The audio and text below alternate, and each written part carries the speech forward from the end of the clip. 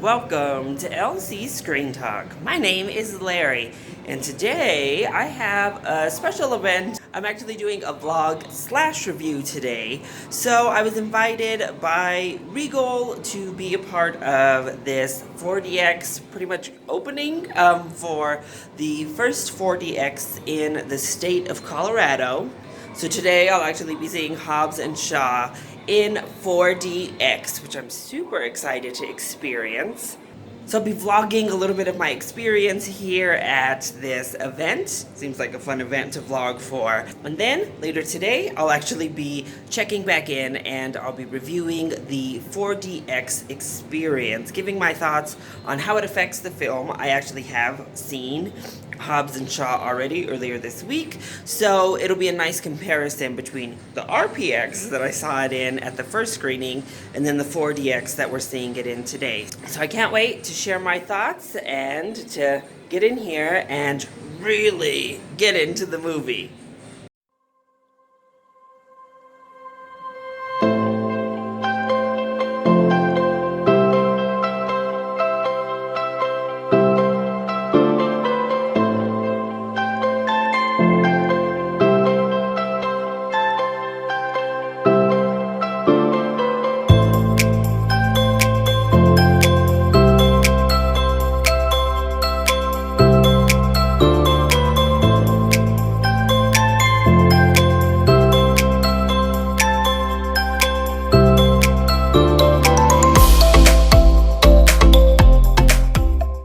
All right, so we are back from the 4DX Regal experience of seeing Hobbs and Shaw. So I tried to vlog, but that theater was so dark that even when the lights were up, I don't know what you can see, what you can't see. It looked very dark as I was filming. So, I'm going to include as much as I possibly can of the footage from today. But now, on to the actual review itself. I won't actually be reviewing the film for Hobbs and Shaw. If you want to see my thoughts on that film, I'll go ahead and make sure to include a little time card in here with the link to the actual Hobbs and Shaw review. However, I am very glad that I saw the film once before and then got to see it in this 4DX as a good comparison. So the first time I saw Hobbs and Shaw was in Regal's RPX premium format. If you're not familiar, it's kind of the equivalent to something like IMAX screen, a much larger screen. It gives you kind of the cool experience of it all, but no bells and whistles above that. Today, I experienced it in 4DX. Now, this is just a really cute case and a really cute little USB that they gave out today. But I also have this little pamphlet to tell me more information about this crazy experience. Really, I'm just going to go off of my personal experience here and what it was. So 4DX basically is 4D film viewing. Now, my screening wasn't in 3D. I was looking, and I believe it can be in 3D, so they can do the 3D, plus you'll get the immersive experience. But today, Hobbs and Shaw was just regular old 2D with the motion all around you. And I'm going to say right now, they chose a great film to screen this new technology for, because Hobbs and Shaw took us through the whole gambit. We got everything that the 4DX experience had to offer.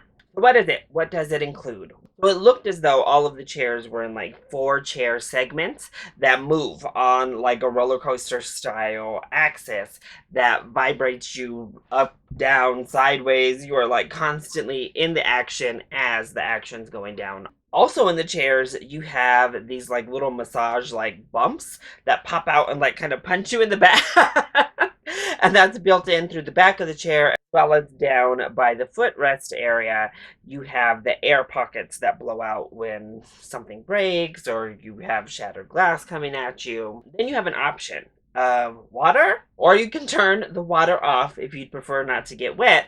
However, if it rains, if there's water, like big water splashing moments within the film, it'll start like a light drizzle, a light rain on you right there in the movie theater. There is smoke and fog that comes up when needed, whether that be a fire or an explosion happening.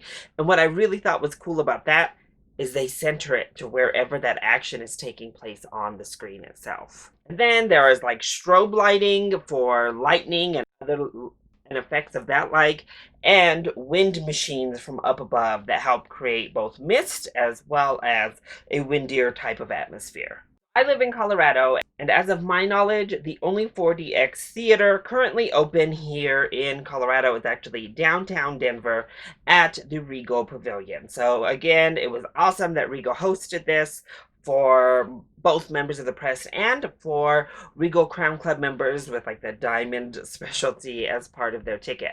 It was a really lovely event, and I'm very thankful to have been a part of it. So as I said, Hobbs and Shaw was a great experiment for this movie because I believe we really got the full experience. In the car chase sequences, you're literally like kind of jerking around back and forth. When you smash through a window, you feel it. You feel like you're smashing. Every time we burst through a window or something of that like, you got those air pockets under you that were like sending the shattered glass type of effect onto the back of your leg. Whenever there were hand-to-hand combat, you kind of felt like you were getting punched in the back. Plus, there's moments where we get rain. They have those big billowing smoke moments. We got the full experience. I have to say, I did have a lot of fun with this 4DX. Now, I don't think it really affected me either which way on my movie-going experience. In one hand, it was actually a positive for me as a reviewer that I got to see this first in just an RPX theater because I was able to really focus in on the film and gather my thoughts on the film itself. This time around, I didn't have to pay attention quite as much to what was actually happening on screen, so I could really fully embrace the entire experience. Because I think it might be a little bit of a sensory overload. So it's going to be good that this is big budget, big blockbustery action type of films. Hopefully that don't have a lot of intricacy in the plot. Otherwise, I think it might just be a little bit too much. And honestly, you may have to sacrifice the actual input of the film itself because there's so much going on everywhere.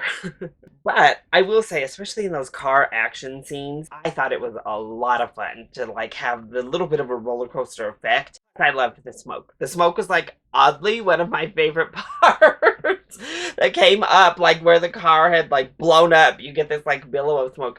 I thought that was really cool. I also think it's really important that they do have an option to turn off that water because, I mean, not everyone wants to get wet, even if you're going into an experience like this. It wasn't overly intrusive. I thought it was fine. I kept the water on so I could get the full-on experience, but that's a great option to keep that off. Something a little bit unrelated to the rest of these elements that the theater did really well is our theater had amazing sound. The sound was just all immersive and, again, really helped have you experience the movie. And I'm going to say this, especially in the day of reclining seats and these really comfy, like, recliner chairs that we have in pretty much all theaters now. These seats were not nearly as comfortable. They are cushy, but they have a bit of a weird shape to them. They have this big bubble that's down toward, like, your lower back that kind of makes you have to sit a little bit like that inside of the movie theater. It's not necessarily uncomfortable, but it's certainly not as comfortable as other seats in the regular theater setup. Also, those punches, those tickles, as they call them, in your back could take a bit of getting used to. Sometimes you're like, oh my, whoa. Another drawback with the format is snacks. So there are cup holders on the seats there. But you have your popcorn, and if you want to have anything other than popcorn, it's going to be real difficult because you are moving a lot. So it makes snacking and having any sort of refreshment really difficult while watching the movie.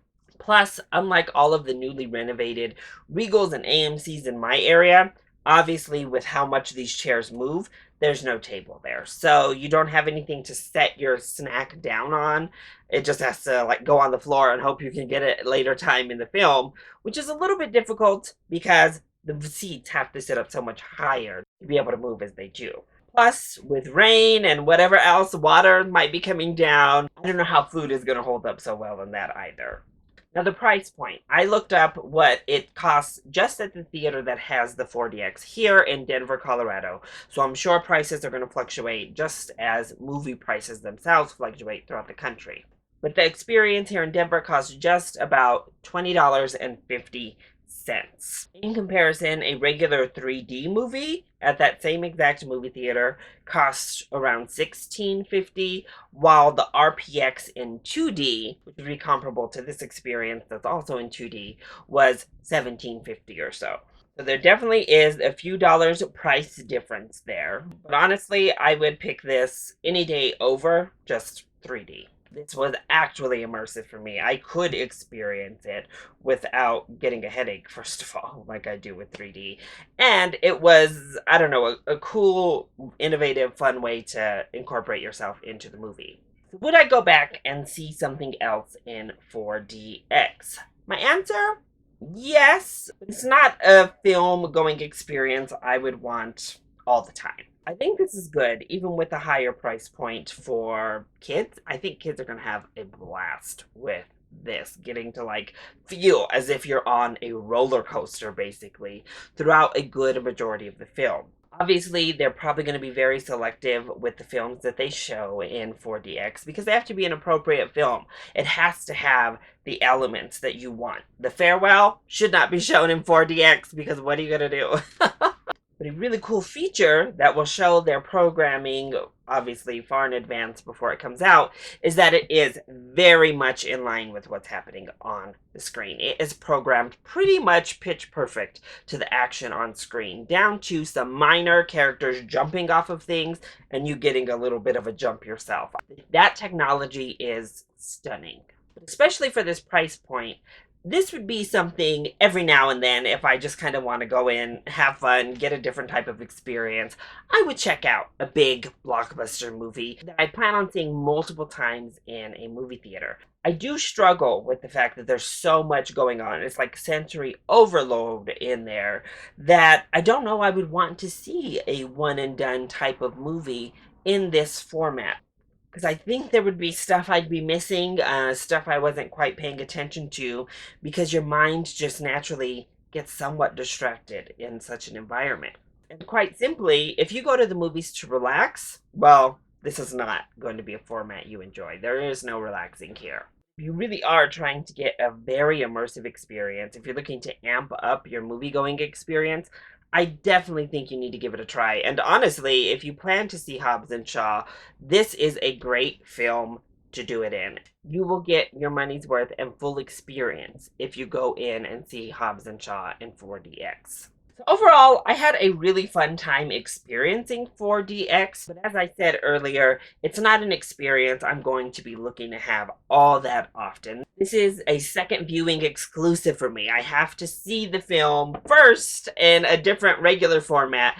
One, to make sure it's worth it. Two, to make sure I experience the film itself without anything else interfering, and then jump in and go for a little bit more wild of a ride. I'll be interested to see how it does overall. If people are just going to like going to this all the time, or if they're going to be like me, a once in a great while type of viewer of the 4DX. So that's it. That is my review of the 4DX experience from Regal Cinemas here in Denver, Colorado. I hope you all enjoyed this review. If you did, go ahead, click that like button down below and subscribe to the channel so you are always up to date on our latest videos. Also, join in on the discussion. Are you excited for 4DX? Are you hoping one comes near your area?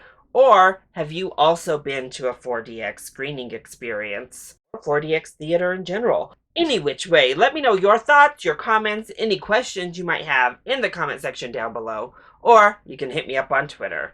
I love you all so much for your continued support. Mwah! Thank you for watching, and I'll see you next time. Bye!